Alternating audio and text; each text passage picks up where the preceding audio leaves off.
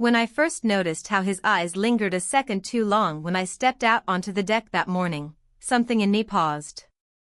Not fear. Not guilt. Just awareness. Sharp, sudden, and impossible to unfeel. It wasn't the first time he looked at me like that, or maybe it was just the first time I let myself admit it. His gaze dropped as soon as it rose, almost as if he regretted it, but I had already seen enough. My mother was inside, her voice trailing from the kitchen, talking to someone on the phone, oblivious to the air thickening outside. And then, as if fate hadn't had enough fun with me, she called out his name, asking him to help her with something. He left the deck, brushing past me with a casual "excuse me," but even his voice felt heavier than usual. I stood there, heart thumping for reasons I didn't dare name. If only that morning had been different. If only I had gone back inside or ignored the way my stomach tightened. But I didn't. And now, standing here months later, with a silence louder than regret, I know exactly when the line blurred. It was that moment. That precise breath of summer heat on the wooden planks of the Sedona house, when his glance wrote the first word of a story that should have never been started. But before I tell you everything that happened, let me ask you this: have you ever found yourself drawn to someone you were never supposed to notice? Someone who, by every rule, should have been untouchable? If so, stay with me. I'll tell you what happened next. It was supposed to be a break. A dusty, disconnected kind of trip to Sedona, the red rocks, the dry wind, the kind of landscape that forces people into stillness. My mother had planned it, of course. She said we all needed time to reconnect, though I hadn't felt connected to her in years. The house we rented stood alone, surrounded by dry brush and faded trails, the sun painting everything in a muted orange glow that never seemed to change. The silence was thick, even with the occasional hum of cicadas. It felt like a place where secrets could sit untouched for centuries. My boyfriend was with us. A sweet guy, kind in the way that doesn't ask questions. He spent most of the drive scrolling through music and making playlists for the mood of the trip. I liked him enough. Or at least I used to. Then there was my mother's husband. I still struggled to call him my stepfather. They had married just over a year ago, and while she introduced him with the excited energy of a second chance, I noticed how quickly that excitement had settled into something quieter. Not quite disappointment, but something close. He was older, obviously, but not in a way that made him seem tired. He was the kind of man who filled a room by being still. Observant. Soft-spoken. And when he spoke, people listened, including me. I'd always found him interesting, though I never thought too much about it. Until this trip. The first day passed uneventfully. We unpacked. Chose rooms. I took the one facing the hills, slightly apart from the rest, because I liked the feeling of distance. My boyfriend teased me for needing main character space, but he smiled as he said it. That night, we ate on the deck, grilled chicken, wine, the usual. My mother dominated the conversation, reliving a conference she'd attended the month before. He mostly listened, nodding, occasionally offering a soft reply. I watched him watching her. Not with love, but with practiced patience. Later, I walked the perimeter of the house barefoot. I needed air. I needed to move. The dry grass cracked beneath my steps. When I looked up at the stars, I felt very far away from who I used to be. He appeared from the side of the house, hands in his pockets, and nodded toward the hills. Clearer than I expected, he said. I nodded, unsure if I should say anything. We stood in silence, not facing each other. He pointed out a constellation, said something about Orion, and I said something about not knowing the names. We weren't flirting. We weren't even really talking. But we were both aware. That awareness lingered through the next morning. At breakfast, I noticed how he pulled my chair out for me, a small gesture, but he hadn't done it for my mother. Or anyone else. I told myself it meant nothing. My boyfriend was glued to his phone again, laughing at videos and nudging me to look. I did. I laughed. But it felt forced. We spent the day hiking. The sun pressed on my shoulders like a hand I didn't ask for. My mother kept talking about trail markers and mineral formations. I tuned her out. I was too focused on staying ahead, too focused on not walking beside the man whose presence I couldn't seem to ignore. At one point, I stopped to retie my shoe. Everyone else had gone ahead, except him. He waited a few steps behind. When I stood, we made eye contact for a second too long. Again. I broke it. Walked faster. That night, I couldn't sleep. I kept hearing footsteps in the hallway, creaking against the wooden floorboards. I got up, tiptoed out to the kitchen, poured myself a glass of water. He was there. Sitting at the table in the dim light, reading something. He looked up when he heard me. "Can't sleep?" he asked. "Too quiet," I replied. He nodded. Funny how we miss noise until it's gone. I leaned against the counter, cradling the glass. The silence stretched. He didn't look at me the way he had on the deck. But the air still felt weighted. Eventually, I went back to bed. As I lay under the thin sheets, I wondered if I'd imagined it all. The glances. The pauses. The way his voice dropped just slightly when we spoke. But deep down, I already knew. I had crossed a line in my mind. And in some quiet, irreversible way, so had he. The morning after felt like any other. Sunlight spilled through the sheer curtains of my bedroom, casting long stripes across the floor. The silence in the house was deep, punctuated only by the occasional creak of wood expanding in the heat. I stayed in bed longer than usual, not out of tiredness, but because I didn't want to walk back into the same space where things had shifted, even if only in my mind. When I finally emerged, the kitchen was already occupied. My mother stood at the stove, humming to herself, making scrambled eggs. My boyfriend was scrolling on his phone at the counter, half awake, mumbling something about checking the weather. He didn't look up when I walked in. I poured myself coffee, trying to act normal, whatever that meant now. He wasn't in the room. I noticed that immediately. I shouldn't have, but I did. My eyes scanned once, instinctively, before settling on the coffee mug in my hands. Neutral, I told myself. Be neutral. My mother asked if we wanted to drive into town later. There was a local art gallery she loved. She'd read about it online before we even arrived. I nodded, pretending to care. My boyfriend said something sarcastic that made her laugh. Later, we gathered outside to sit in the shade. The deck overlooked a vast, rocky horizon, quiet and still like a painting that refused to move. I settled into one of the chairs, trying to lose myself in a book. But reading was difficult. Words blurred. My mind refused to cooperate. He stepped outside with a cold drink in his hand, settling down a few chairs away. He greeted everyone with a nod. I felt the breath catch in my throat. I didn't look at him, but I could feel the weight of his presence, the quiet awareness stretching between us like a thread. It was impossible to ignore how careful he was. Every glance, every pause, every motion seemed intentional. Not suspicious. Not overt. Just aware. We didn't speak. Not even once during that stretch of the morning. But it didn't matter.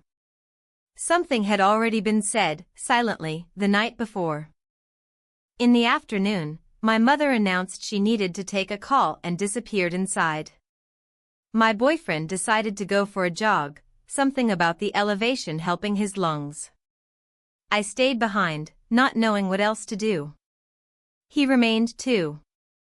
Sitting with a book, legs crossed, eyes scanning the pages, but I wasn't convinced he was reading. Neither of us moved. The silence was not tense, but it pulsed with something unspoken. Eventually, I stood up and walked to the edge of the deck. The heat pressed into my skin, grounding and disorienting all at once. He joined me without a word, standing beside me, leaving a gap wide enough for innocence but narrow enough for implication.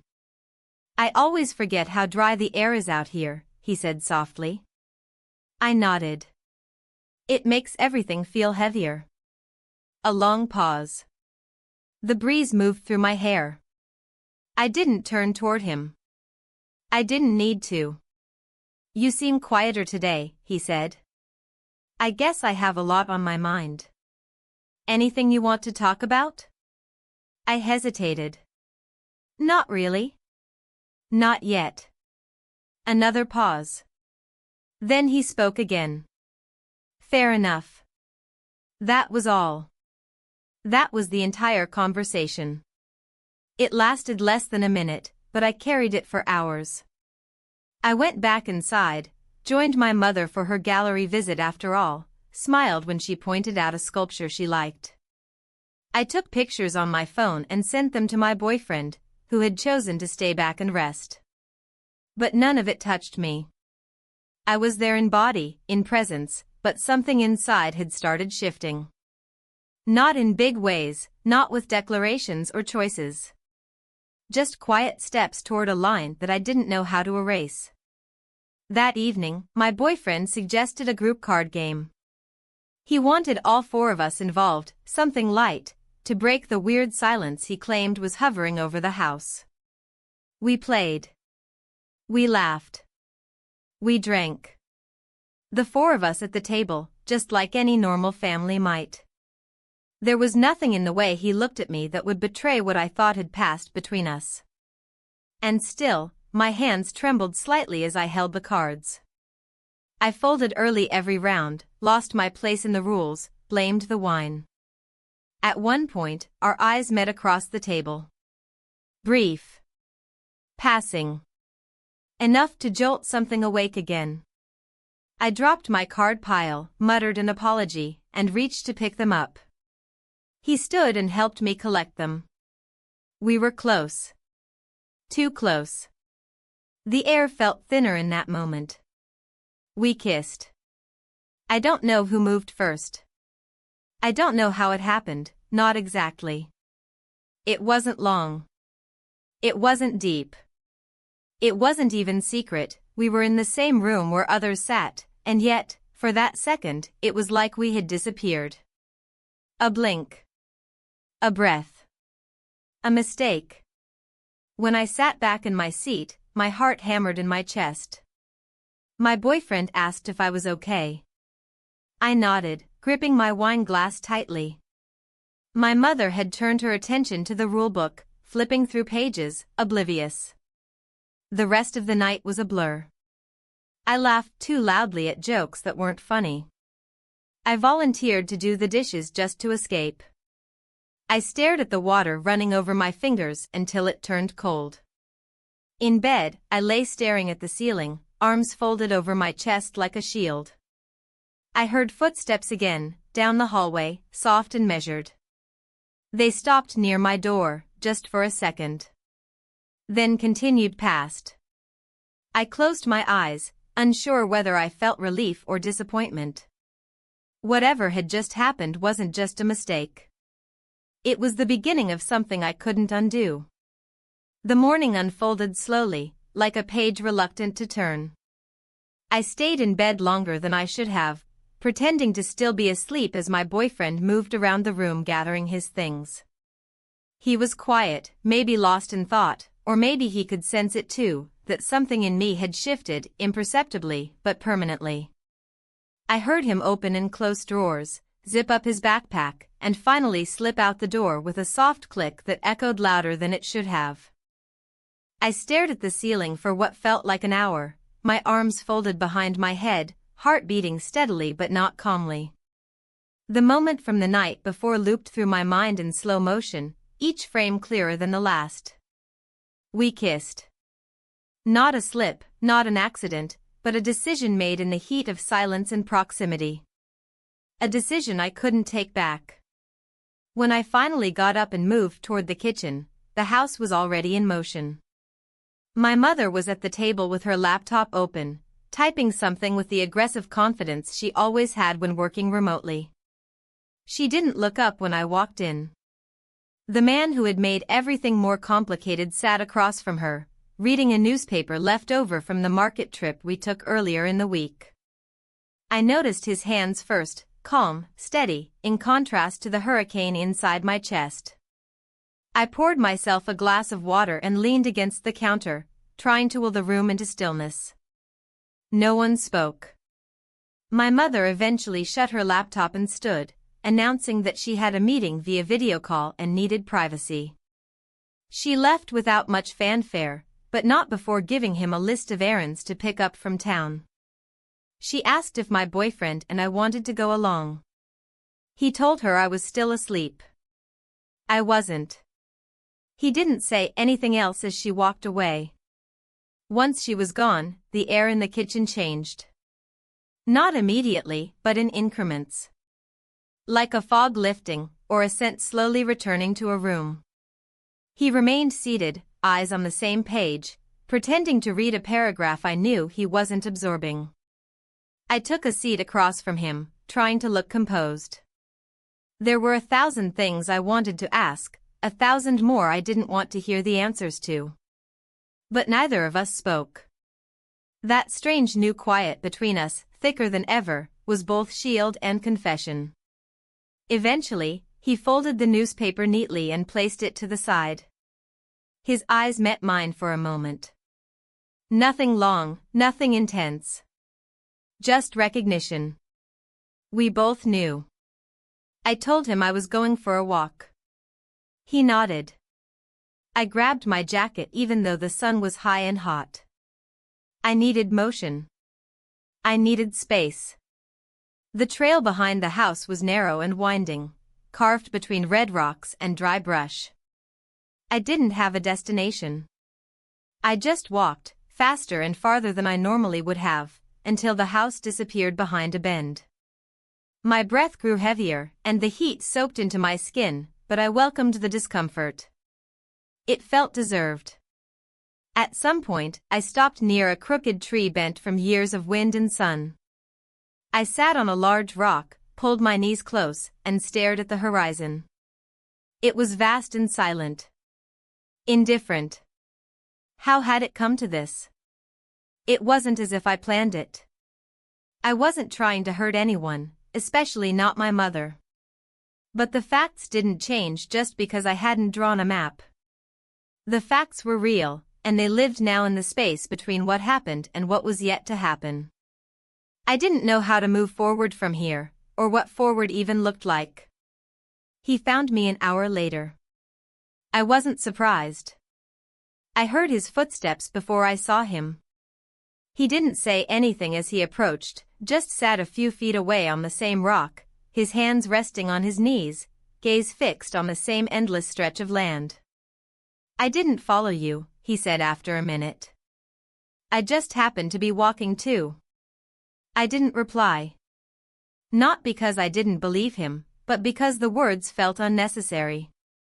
We were past that part now. The silence between us was strange. Not awkward. Not tense. But full. Like a container that had already been filled, and now all we could do was not let it spill over. I haven't felt like this in a long time, he added quietly. I turned to look at him. His expression didn't change. He kept his eyes on the distance. Like what? I asked, surprising even myself. He shrugged. Like something matters. I looked away again, heart tightening. That wasn't the answer I expected. It wasn't fair either. Because things did matter. Too much. We didn't speak after that. We just sat. And when I finally stood to head back, he didn't try to stop me or follow. He just nodded once and stayed behind. Back at the house, I found my boyfriend sitting on the couch, earbuds in, staring at a video on his phone. He looked up and smiled, asking if I wanted to join him for lunch. I nodded, forcing my lips to return the gesture. During the meal, my mother spoke about the gallery again. She wanted to return tomorrow, said she'd seen a piece she couldn't stop thinking about. My boyfriend volunteered to go with her. She seemed pleased by the offer. I said nothing. The rest of the day blurred. I tried to keep busy, folding laundry, cleaning the small patio area outside my room, anything that didn't require sitting still. My thoughts refused to slow, racing between guilt, confusion, and something else I couldn't yet name. It wasn't love. It wasn't lust. It was, wait. A magnetic pull that didn't ask permission. That evening, the house was quiet again. My mother had retreated early, claiming a migraine. My boyfriend was FaceTiming a friend in the other room. I stood by the kitchen sink, rinsing a glass, when I felt his presence behind me. I didn't turn. Neither did he speak. Eventually, I set the glass down and stepped aside. I passed him without looking. My heart was a drumbeat. Nothing happened. Not this time. But I knew that we were moving toward something. Slowly. Inevitably. And I didn't know how, or if, I wanted to stop it. The following morning carried a weight I couldn't quite define. It wasn't dread exactly, nor was it anticipation. It was something in between, something that pressed down on my chest while I brushed my teeth, while I poured my coffee, while I listened to the murmur of my mother and boyfriend discussing breakfast plans from the next room. Everything in the house felt too still, too precise. Like a fragile balance was being maintained and any misstep would tip it into something irreversible. I chose to keep quiet that morning. I moved around the kitchen with a mechanical sort of grace, nodding when spoken to, smiling at half-hearted jokes, answering only when necessary. I watched the two of them, my mother and her husband, as they shared a brief exchange over the grocery list. They didn't touch. They barely made eye contact. I noticed that now. I noticed everything. My boyfriend suggested a short trip into town. He wanted to explore a trail that led to a viewpoint locals supposedly loved. My mother passed on the idea, saying she had work to catch up on. I declined too, claiming I had a headache. It wasn't true, but the excuse passed without suspicion. He shrugged and left, headphones around his neck, energy always a few beats ahead of everyone else's. Once the door closed behind him, the silence grew. My mother remained in her room, door slightly ajar, the sound of her typing tapping softly against the quiet. I stayed in the living room, pretending to read, though my eyes didn't absorb a single word. He came in at some point, holding a cup of tea, which he set down gently on the side table near the armchair across from me. He didn't say anything, just sat down, and like the previous day, we existed in parallel. Two people sharing space, thoughts, but no words. I felt it in the way I breathed slower. In the way the tension stretched between us like a thread pulled taut, not quite snapping. It was a strange kind of intimacy, one that relied on restraint rather than release. There was something deeply unsettling about how natural it felt. After an hour, my mother came out and asked if anyone wanted lunch. He rose quickly, offered to help her prepare it. I excused myself and went outside. The sun was sharp overhead, casting hard shadows along the edges of the patio. I sat under the overhang, closed my eyes, and tried to slow my thoughts. I didn't trust myself anymore. Not my instincts. Not my reactions. I told myself that nothing had happened since the kiss, that we hadn't spoken about it, hadn't acted on it. But that wasn't entirely true. Something had happened. Something continued to happen. Every look, every pause, every decision to remain close was a choice, and we were making them again and again. Later in the afternoon, I overheard a conversation that froze me in place. They were in the kitchen. My mother asked him if he was happy here. The question came out casual, almost joking, but there was something underneath it. A crack in her voice. A quiet desperation trying to stay hidden. He answered after a pause that felt longer than it should have. He said he was content. That this place gave him a sense of calm. She laughed, short, brittle, and said she wasn't talking about Sedona. He didn't respond. Or if he did, I didn't hear it. I stayed in my room for an hour after that. I stared at the ceiling again, counting the knots in the wood panels, the imperfections in the plaster. Every thought was a spiral, every memory from the past week a puzzle piece that no longer fit the way it used to. When I emerged, the house was mostly quiet again. My mother had gone to the gallery, alone this time. She left a note on the kitchen counter, written in her usual all-caps handwriting, saying she needed space to clear her head. My boyfriend wasn't back yet either. I found him on the patio, sitting in the same chair from the night before, eyes closed, face turned toward the breeze. He didn't move when I stepped outside. He didn't even open his eyes. I sat in the chair beside him, folding my legs under me, the wood warm against my skin. Minutes passed. I counted them by the sound of my own breathing. Eventually, he spoke. "She's not happy," he said quietly. I didn't reply. "I think she's been pretending for a long time." Another pause. "I know," I said. He opened his eyes then, looked at me. There was no accusation in his gaze. Just something worn, something human. "I didn't mean for this," he said. "I know," I replied. There was nothing more to say after that. Nothing that wouldn't make everything worse. I got up first, said I was going for a walk. He didn't follow this time. And I didn't look back. The trail felt different today. The air was heavier, the path steeper than before. I walked until my legs burned and my lungs ached, and still, it wasn't enough to shake the feeling that I was heading toward something I couldn't name. That evening, the house buzzed faintly with the sounds of everyone pretending. My mother returned with a new painting, abstract, all oranges and blacks, too loud for the room she planned to hang it in. My boyfriend talked about his hike, about a snake he nearly stepped on, about the way the trail opened up near the summit. I nodded in the right places. I smiled. I laughed. I played the part. But I couldn't stop thinking about the way he looked at me. Not today. Not before.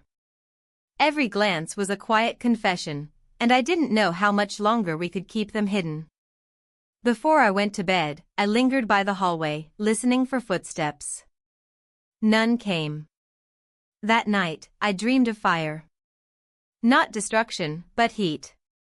Consuming and slow. And when I woke up, my skin still burned from something I couldn't explain. The sun climbed higher than usual that morning, as if it too was trying to press down on everything, flatten the tension, burn away the weight. The air felt dry against my skin, clinging to my arms even after I stepped into the shade of the patio. I'd barely slept, my thoughts refusing to slow long enough to drift into anything restful. Each time I closed my eyes, I replayed the things that hadn't been said, the looks that had lingered too long, the absence of guilt where it should have settled in like a heavy stone. Inside, the house was already stirring. My mother moved with her usual early morning precision, gathering keys, checking her phone, already dressed in one of her neatly pressed linen shirts. She announced she was heading back into town, another gallery visit, she said, and maybe a stop at the bookstore afterward. Her tone was bright, a little too bright, like someone trying to convince themselves they had somewhere important to be. My boyfriend, still half asleep and barefoot, muttered something about staying back to read by the window. She kissed the top of his head before leaving, not noticing or choosing not to notice that I didn't look at her once. The door closed gently behind her, leaving a pocket of silence in its place. I moved through the kitchen slowly, fixing coffee I didn't want, pretending to read the label on the cereal box like it mattered. Behind me, I could feel him enter the room. I didn't turn. I didn't need to. I felt the same stillness settle over the space again, the same quiet recognition of something fragile, unfinished. He didn't say anything, not at first. He poured himself coffee and leaned against the opposite counter. We stood there in parallel again, breathing the same air, trying not to drown in it.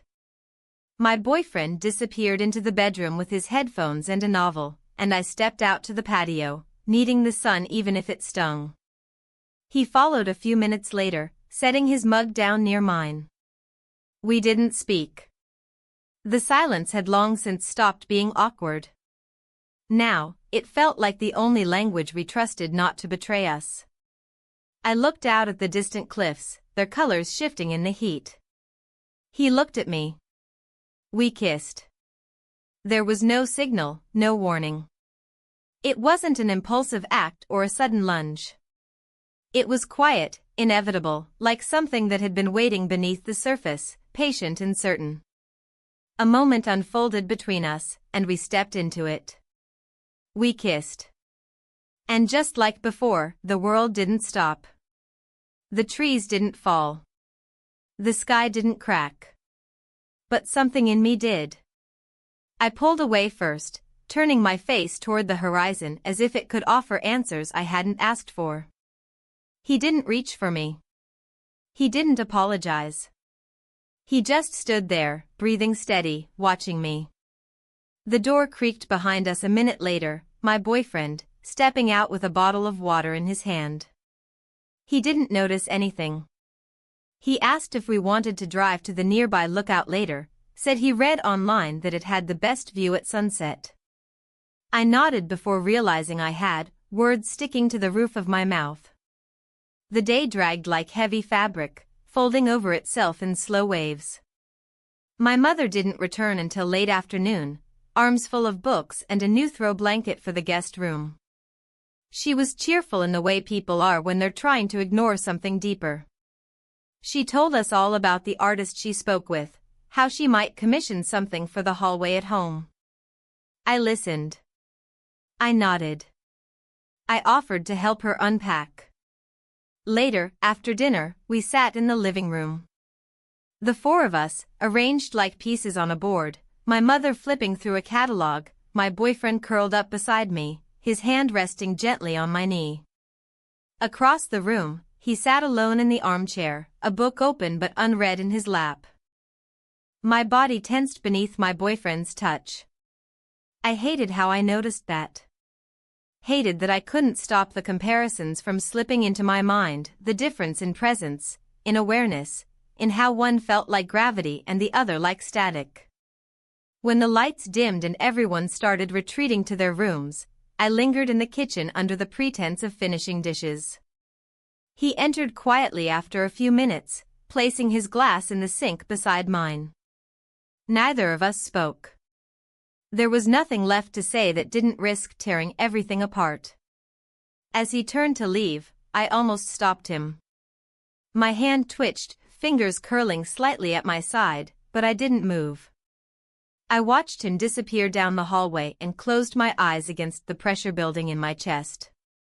That night, I lay in bed staring at the ceiling again, waiting for the silence to settle. I waited for the guilt to come, but it didn't. Not the way I expected. Instead, what I felt was a strange, pulsing clarity, that what we had done wasn't about betrayal or thrill or escape. It was about connection. About being seen, heard, noticed in a way I hadn't been in so long that I'd forgotten what it felt like. But knowing that didn't make it right. And knowing that didn't make it stop. I didn't sleep. Not really. And in the quiet hours just before dawn, I found myself wishing for something impossible, that time could rewind. That I could pause the moment on the deck, before the second kiss, before the lines blurred again. But there are no rewind buttons in real life. Just choices. And we'd already made more than one. The weather shifted that morning. A sudden breeze moved through the trees outside, rustling leaves that hadn't stirred in days. The clouds hung low, pale and wide across the sky, casting soft shadows over the hills. The air felt different, cooler, like something was building beneath the surface, not quite a storm, but not peace either. I stood at the window of the kitchen, watching the trees move, listening to the silence inside the house stretch and settle like dust. My mother had gone out early again, this time without explanation. She said something vague about errands, didn't wait for anyone to offer company, and left with her usual tidy efficiency. My boyfriend was still asleep, or at least pretending to be. He hadn't said much the night before. We hadn't touched either. It wasn't tension between us, not yet. It was absence. A slow unraveling. He walked into the kitchen a little after 9, rubbing the sleep from his eyes, asked if I wanted eggs. I nodded, not because I was hungry, but because it was easier than saying no. I sat at the table while he cooked, listening to the sound of oil crackling in the pan, the clink of utensils against ceramic. He made small talk, something about a dream he had, a weird one, something about an elevator and a broken watch. I smiled in the right places. I tried. He placed a plate in front of me, kissed my temple lightly, and sat across from me. I picked at my food, watching the steam rise from the eggs, trying to focus on anything but the fact that I hadn't looked him in the eyes in over 2 days. When he left to take a shower, the room changed. Not dramatically, but subtly. Like a chord shifting a note. I stood to clean the plates, rinsing them slowly, one by one, fingers lingering under the stream of warm water longer than necessary. Then he entered the room. The other he. I didn't turn around. I didn't have to. I knew the rhythm of his steps by now, the quiet way he moved, always careful, always measured. He stepped to the counter beside me and began drying the plates I'd washed, neither of us speaking. The air between us held a new weight now, something more than before, something defined. A plate slipped slightly in my hands, water splashing against the edge of the sink. He caught it before it could fall, his fingers brushing mine. A brief touch, but it echoed like a drumbeat through my chest. I held my breath, just for a moment. He didn't pull away quickly. But he didn't linger either. He just placed the plate on the towel and picked up another, continuing like nothing had happened. But everything had. My boyfriend came back into the room minutes later, towel draped over his shoulders, and smiled when he saw the clean dishes. Teamwork, he joked, grabbing a bottle of juice from the fridge. We both nodded. No words necessary. The rest of the day moved slowly. He, my boyfriend, suggested we go hiking again. My mother still hadn't returned. He thought a group walk might help clear the weirdness in the air. He laughed when he said it, but I knew he meant it. Knew he was trying to pull something back before it disappeared for good. The hike was quiet. Too quiet. We took a familiar trail, one we'd walked before. It looped around the back of the property, weaving through sparse pines and long stretches of red dirt. My boyfriend led most of the way, narrating what he saw, what he remembered from the last time. My mother kept close behind him, tossing in occasional comments. I stayed back, walking more slowly, letting my thoughts shift and slide in the silence. He fell back too. He didn't say anything, just matched my pace. At one point, he reached for a low-hanging branch to clear it from my path. I nodded once in acknowledgement. No words. Just movement. When the trail narrowed near the base of the ridge, my boyfriend looked back and called out that he was going to run ahead to the lookout. My mother followed. Their voices faded quickly into the trees. We stopped walking. The path curved up ahead, obscured by tall grass and wild shrubs. We were alone again. I looked down at my shoes, the dust gathering around the soles, the edge of a dry leaf stuck to the toe of my right sneaker. Then I felt it, that slow rising awareness again. I didn't look at him. I didn't need to. His presence was heavy beside me, not intrusive, not looming, just solid. Grounded. I don't know what to do, I said quietly, more to the trees than to him. He didn't answer immediately. Neither do I, he finally replied. I turned toward him then. For the first time in days, I let myself look at him fully. There was no anger in his face. No fear. Just the same tired honesty that had been there all along. He looked like someone standing at the edge of something too steep to climb down from.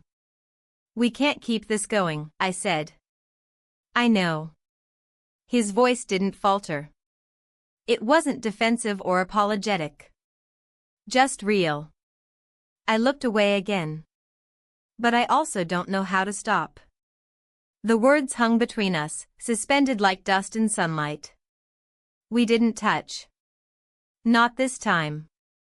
But something passed between us anyway, a shared recognition that we were already past the point of pretending this was just a momentary lapse. We reached the lookout a few minutes later, rejoining the others. My mother was talking about dinner plans, some new recipe she wanted to try. My boyfriend handed me a bottle of water, wiping sweat from his forehead, oblivious to the silence that followed me like a shadow. That night, we played cards. All four of us, sitting around the same table like we had at the start. I watched the way my mother leaned toward him when she laughed, how her hand brushed his knee by accident, how his body didn't respond. Not in rejection. Not in interest. Just indifference. I won the second round and excused myself. Said I was tired. No one objected. As I walked down the hallway to my room, I felt the weight of his eyes on my back. He didn't follow. But he didn't look away either. And deep down, I knew tomorrow wouldn't be the same. Nothing would. The wind had died by morning, leaving behind a silence that felt almost unnatural. The sky was cloudless again, pale blue and too wide. Everything outside the windows looked still, untouched, as if time had pressed pause. Inside, the house echoed with quiet movements, soft footsteps, distant doors closing, the faint sound of water running somewhere down the hall. I stayed in bed longer than usual, curled under the thin sheets, listening. There was no real plan for the day. No hike, no gallery, no errands. Just the four of us in this house, orbiting each other like satellites trying not to collide. But I could feel it coming. Whatever this was, whatever we were circling around, it was drawing closer, like a tide rising too slowly to notice until it's already at your feet. When I finally got up and stepped into the kitchen, the others were already there. My mother was scrolling through her phone, occasionally sipping coffee. My boyfriend stood by the window, eating a granola bar and staring out at the hills as if they might offer him something he'd been missing. He barely looked at me when I walked in. I greeted them both softly, poured myself a drink, and leaned against the counter, trying to pretend I didn't feel the weight in the room pressing down. He was nowhere to be seen. The one person I'd grown too used to sensing before I even saw him. My mother left mid-morning, saying she wanted to drive to the next town over and explore the antique shops. She seemed lighter that day, almost cheerful. As if the air had cleared for her in a way it hadn't for me. My boyfriend opted to stay behind again, said he was finally getting into his book. I nodded and offered to make us lunch later. He smiled, the kind that didn't quite reach his eyes, and went back to the living room. I found him, the other him, outside, near the edge of the yard where the trees began. He was standing alone, looking out toward the hills, hands in his pockets, posture relaxed but still. I didn't call out. I just walked until I was close enough for him to hear the crunch of dry grass under my feet. He turned slightly but didn't speak. For a long time, we just stood there. No plan, no conversation. Just the two of us in the open air, trying not to acknowledge the storm building between us. Eventually, he spoke, quiet, measured. "She's gone for the day?" I nodded. "She won't be back until dinner." He didn't respond. He looked down at the ground, toeing a small stone with his boot. His jaw was tight, like he was holding something in. I waited. "I don't know how to be near you and not feel it," he said finally. "Even when I try not to." I didn't answer. I didn't have anything to offer that wouldn't make it worse. Or better. Or both. We stood there a little longer. The sun was high above us, hot on our backs. A few birds passed overhead, their shadows sweeping across the grass like fleeting truths. There was something almost painful in the simplicity of the moment. As if we both knew how impossible it was to stay in it. Eventually, he turned toward the house. "We should head in. People will notice." He meant my boyfriend. He meant my mother. He meant the world. I followed him back, our steps slow and careful, like we were afraid the ground might give beneath us. When we reached the door, I waited while he stepped inside first. I lingered for just a second longer, letting the air cool my face before I crossed that invisible threshold. The rest of the afternoon passed in fragments. I made lunch. He worked in the small office at the back of the house. My boyfriend played music softly while reading, occasionally humming to himself like nothing was wrong. I sat at the table flipping through a magazine I didn't care about, pretending to be present. And then evening came. Slowly. Deliberately. As if time itself was building toward something. It started with a power outage. A sudden flicker, a low hum, and then nothing. The lights cut out. The fridge went silent. The fan stopped spinning. The house, always too quiet, became silent in a way that felt unnatural. We lit candles, old, half-melted ones my mother had brought for ambience but never used. The living room glowed in soft yellow light, shadows dancing along the walls like restless memories. My boyfriend suggested a game. Cards, again. Something simple. Something to pass the time. I agreed. He shuffled the deck while I sat across from him, pretending not to notice how my hands trembled slightly when I held the cards. He joined us a few minutes later. Sat beside me. Too close. Just close enough for our knees to touch under the table. We played in silence. The flickering candles cast everything in a muted haze. No one spoke much. Just numbers, short phrases. Laughter that didn't rise past the surface. Eventually, my boyfriend stood, said he was getting tired, and wandered toward the bedroom. I stayed behind, gathering the cards slowly, stacking them into neat piles I didn't really need to make. He didn't leave. I felt him shift closer, the warmth of his arm brushing mine for just a moment too long. We didn't look at each other. We didn't speak. But we didn't move. And then we spent the night together. I won't describe it. I can't. Not because I want to protect it, or hide it, or wrap it in metaphor. But because that moment belongs in silence. Because there are things that don't need to be said out loud to be understood. After, I lay awake for hours, staring at the ceiling in the dark, listening to the wind start up again outside. It rattled the windows softly, nudging the night forward, pushing time ahead whether I was ready or not. He slept beside me, or maybe just pretended to. I couldn't tell. I didn't dare move. Didn't dare breathe too deeply. I knew what this meant. What we had done. What it would cost. But in that moment, under the weight of everything we couldn't take back, I also knew one more thing. There was no going back now. The morning light felt different. It filtered through the blinds with a certain sharpness, like it knew too much. I lay there for a long time, unmoving, staring at the ceiling that had become far too familiar, trying to piece together the boundaries of my reality. The air was still, but my mind raced. I could hear nothing outside the door, no footsteps, no voices. Just a dull, heavy quiet. I didn't know how long I remained in that state before I finally moved. He was already gone from the bed, leaving behind only a slight indentation on the opposite side, like proof that I hadn't imagined it all. Part of me wished I had.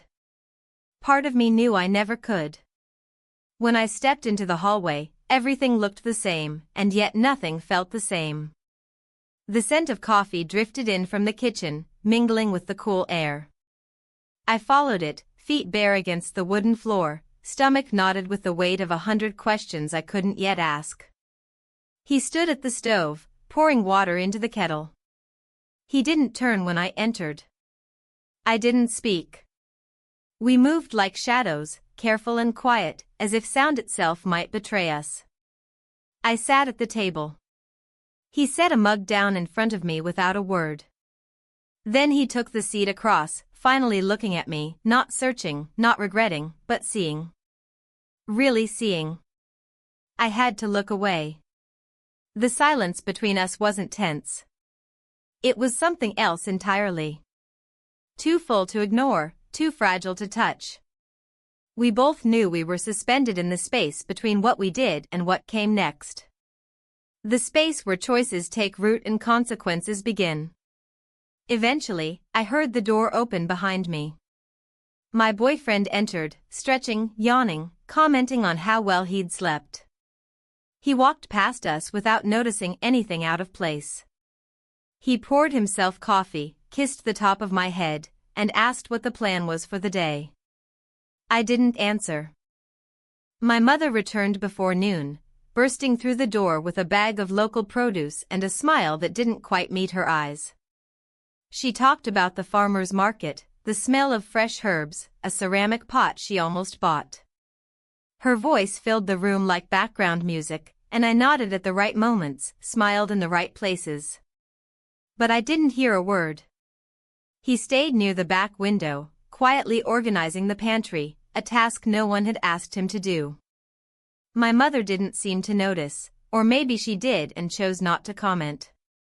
I kept watching his hands, the deliberate way he moved, trying not to remember what they felt like on my skin. Later that afternoon, my boyfriend suggested we drive into town to grab lunch and walk around. My mother agreed enthusiastically, saying she could use the fresh air. She asked if I wanted to join. I declined. I said I had a headache, that I needed rest. It was a weak excuse, one I'd used before. But no one questioned it. They left together, the three of them, and I stood by the front door long after it closed, listening to the echo it left behind. I didn't expect him to stay behind. I thought he'd go with them, play the part. But he hadn't. He emerged from the hallway, looking like someone who had expected to be alone too. Our eyes met, and for a moment, neither of us moved. Then he spoke. "You didn't go." I shook my head. "No." He stepped into the kitchen, poured himself a glass of water. I stayed near the doorway, hands gripping the edge of the counter behind me. "I didn't think you would," he said. "Why?" "Because I wouldn't have either." The words hung in the space between us, like thread fraying slowly under its own weight. I walked toward the window.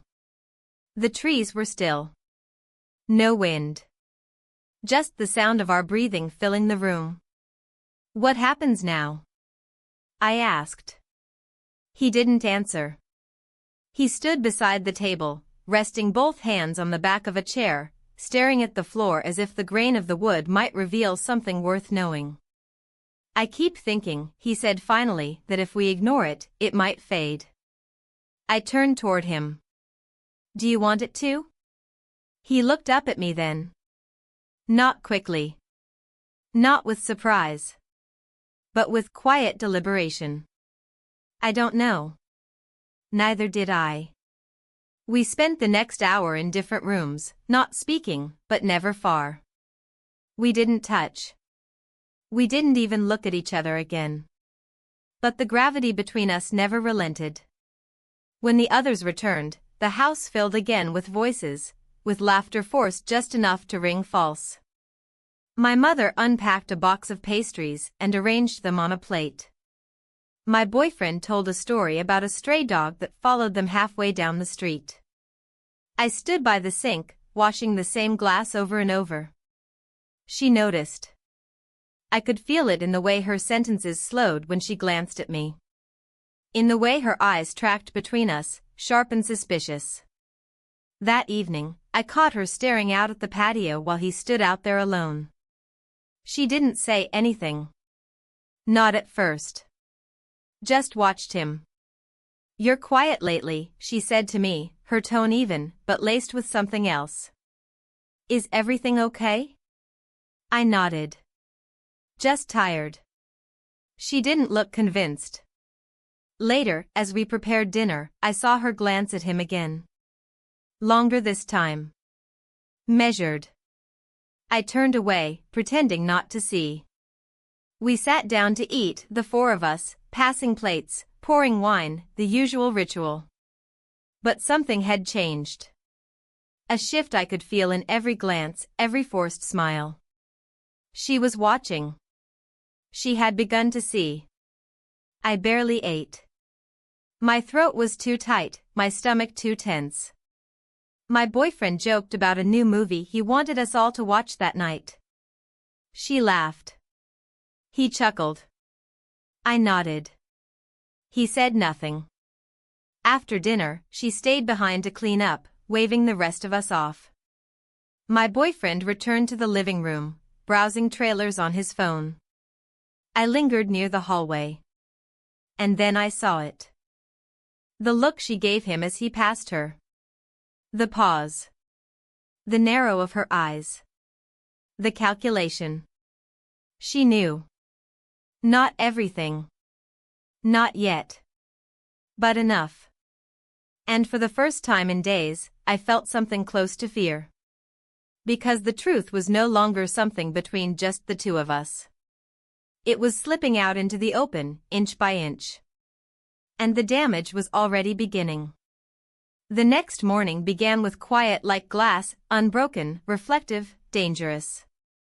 I opened my eyes before the sun had fully climbed over the hills, and for a long time, I simply lay still, letting the silence wrap around me like a weight.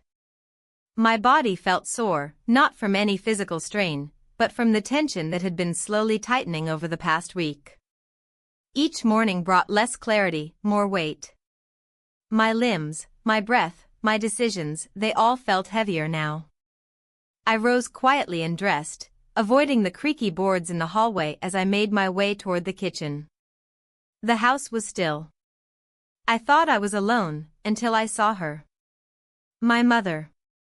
Sitting at the kitchen table, already dressed, a cup of untouched coffee cooling in her hands. She didn't look up when I entered. Her eyes remained fixed on something out the window, though I could tell she wasn't really seeing it. I moved slowly, trying to pretend I wasn't startled. She always slept late on days she didn't have anything planned. Her presence there at dawn felt intentional. I reached for a mug, poured myself some coffee, and leaned against the counter. I didn't say anything. Neither did she. Minutes passed. The silence wasn't comfortable this time. Then, finally, she spoke. Her voice was soft, but firm. He's been different lately. I didn't answer. My fingers curled tighter around the mug. Detached. Quiet. Watching more than speaking. I forced myself to meet her eyes. She looked tired. Not suspicious, not angry. Just worn. I've been trying to figure out why, she added. Still, I said nothing.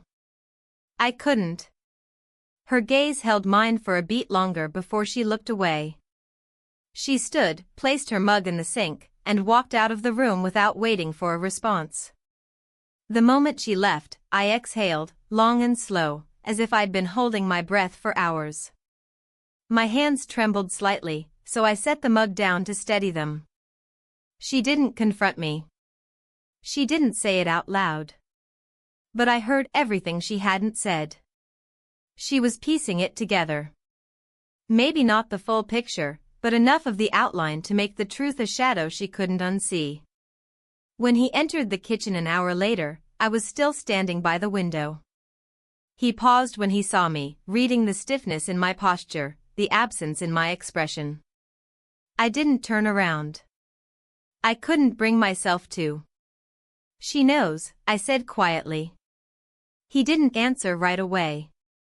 I finally turned to look at him. His face was calm, but I could see the shift in his eyes, like the ground had moved beneath him.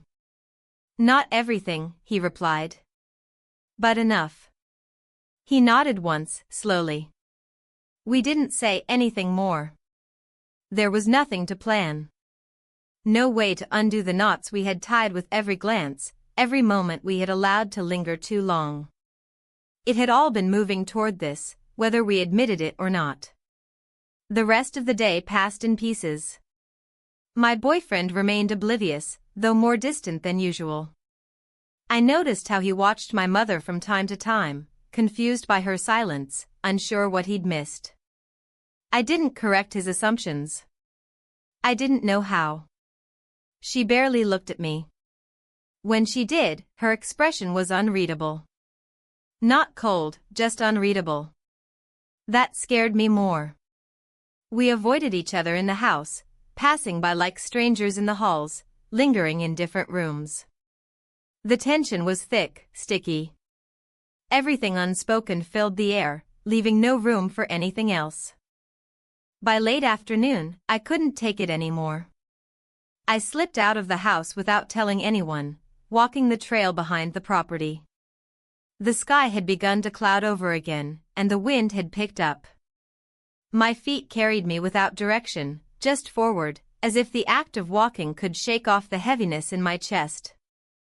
I reached the ridge we had visited days ago, back when everything still felt suspended in uncertainty. Now, there was no more uncertainty, only inevitability. I stood there, staring out at the open land, breathing deeply, trying to find something solid within myself. But everything felt slippery, fragile. I didn't hear him approach until he was right behind me. He didn't speak at first. He just stood there, slightly behind and to the side, as if he understood that I wasn't ready to face him directly. She's not okay, I said after a long pause. I know, he replied. And she will never be again. Not because of what she saw, but because of what she suspects. And because we've given her nothing but silence to confirm it. He stepped closer but didn't touch me. I didn't want this to happen like this, he said. I turned to look at him. But it did. He didn't argue. He didn't apologize. There was a part of me that wished he would. Another part that knew it wouldn't change anything. We need to leave, I said finally. Not run. But separate. Let things settle. Let them decide how much they want to know.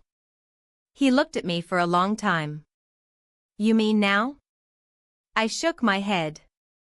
Not today. But soon. This can't stay buried much longer. The walk back to the house was quiet. We didn't touch. We didn't walk too close. But the distance between us wasn't emotional, it was practical. Protective. When we returned, my mother was on the phone, pacing in the yard, her voice low, words clipped. She glanced at us as we passed but didn't stop. She didn't smile. I didn't expect her to. That night, no one suggested a game. No one offered to cook. We each made our own plates in silence, then drifted to separate parts of the house. My boyfriend curled up in the living room, headphones on, eyes closed. I sat at the kitchen table long after everyone else had vanished, staring at the grain of the wood, trying to imagine what the next few days would bring. He passed behind me at one point. I didn't turn, but I knew he paused. I felt it. And then he walked on. And I knew. Everything had changed. We had crossed the threshold into something irreversible. And the unraveling had already begun. It ended without confrontation. Not in the way you might expect, not with yelling or broken plates or slammed doors. It ended in silence. A silence so complete, so carefully constructed, it felt almost rehearsed. Like everyone in the house had silently agreed that no words would be spoken, because the weight of the truth had already said enough. The morning of our departure was gray. Overcast, windless, colorless. I woke early, long before the others, and spent a quiet hour folding clothes into a suitcase I hadn't touched since we arrived. My hands moved with mechanical calm, but inside, every gesture felt like a quiet funeral, packing away not just clothes, but pieces of a self I knew wouldn't exist after this. He didn't come to say goodbye. I wasn't sure if that was his choice or mine. Maybe we both knew it would only make things harder. Maybe we knew there was nothing left to say. The night before, we had passed each other in the hallway, eyes briefly meeting, but not holding. Something had drained out of the air between us, respect, maybe. Or just restraint. My mother stood outside when we carried our bags to the car. She held a coffee cup in both hands, like it was the only thing keeping her steady. She didn't hug me. She didn't ask me to stay. Her eyes were rimmed with red, but her mouth remained a perfect, unsmiling line. She looked at me not with anger, but with a tired sort of knowing. The kind of knowing that doesn't need proof to be absolute. My boyfriend didn't notice. Or if he did, he buried it somewhere he wasn't ready to look. He made jokes during the drive, pointed at road signs, played music too loudly through the stereo. I let him. I responded where I could. I laughed once or twice, hollow sounds that barely made it out of my throat. But I let him keep the illusion. It was the only thing left I could give. We stopped once at a gas station an hour outside of town. He went inside for snacks. I stayed in the car, staring out at the parking lot, the desert beyond it, the sky pressing low against the earth. My reflection in the window looked older, more defined. Like I'd lived a decade in a week. When we finally arrived back at the apartment, the air felt different. Damp. Loud. Too full. I unpacked in silence, my body moving through familiar rooms like they didn't belong to me anymore. Nothing felt right. Not the colors. Not the furniture. Not the sound of traffic outside the window. I wasn't built for this version of my life anymore. He cooked dinner. I forced myself to eat. We watched a movie. I don't remember which one. I fell asleep before it ended, curled in a position that felt protective more than restful. In the days that followed, I waited. I expected a message. A call. Something. But it never came. He disappeared in the only way that made sense, quietly, without drama, without explanation. Like a ghost retreating from a house he no longer haunted. I heard from my mother once, 2 weeks later. An email. Short. Polite. She didn't mention what happened. She asked if I had made it home safely. I responded in kind. Nothing else. I didn't ask about him. I didn't want to know what he was doing. I didn't want to know if they were still together, or if she had left, or if he had. I didn't want to know if he remembered our moments in the same way I did, quietly, painfully, without resolution. Because the truth was, even if he did, it didn't matter anymore. What we had done couldn't be undone. And it couldn't be sustained. It had never been built to last, only to break something else wide open. Weeks turned into months. I found a rhythm. I went back to work. I filled my days with noise and obligation. I let my boyfriend touch me again, kiss me again, fall back into our old patterns. But something fundamental had shifted, and he could feel it, even if he didn't know why. Eventually, he left. Not abruptly. Not bitterly. He said we were drifting.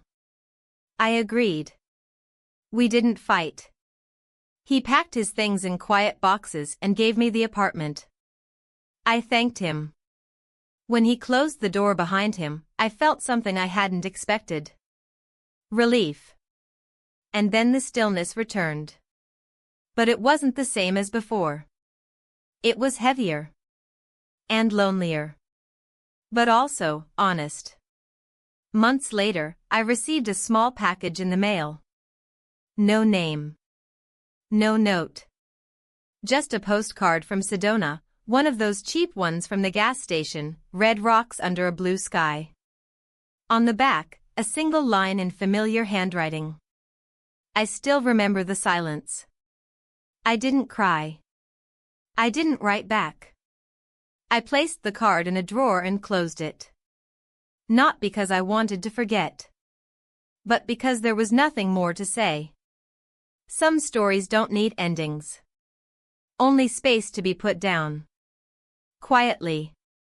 Completely. And finally. Let go.